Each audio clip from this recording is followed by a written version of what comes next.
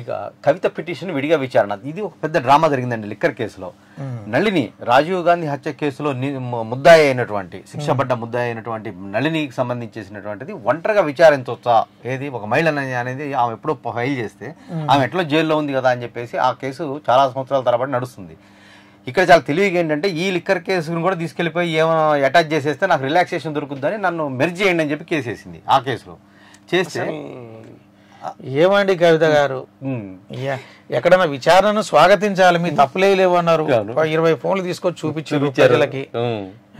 మీరు అట్లా చూపించినప్పుడు మీరు ఎంత హుందాగా ముందుకు పోవాలండి.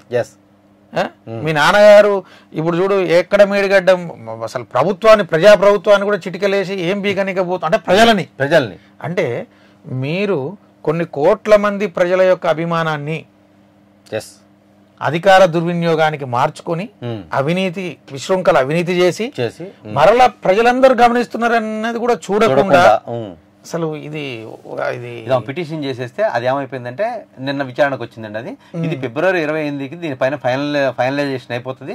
ఏమో కేసు వేరే ప్రత్యేక విచారణ జరిపిస్తారు. దీంట్లో లేదండి, అయిపోయింది. ఇక ఎట్టి పరిస్థితుల్లో కొన్ని రోజులే ఏదో ఫిలిం ఇండస్ట్రీలా ఆ చక్రం అది తిరుగుతుంటది, లైమ్ లైట్స్ ది. అది ఆగినప్పుడు ఎవరి మీద లైట్ పడితే వాళ్ళదే.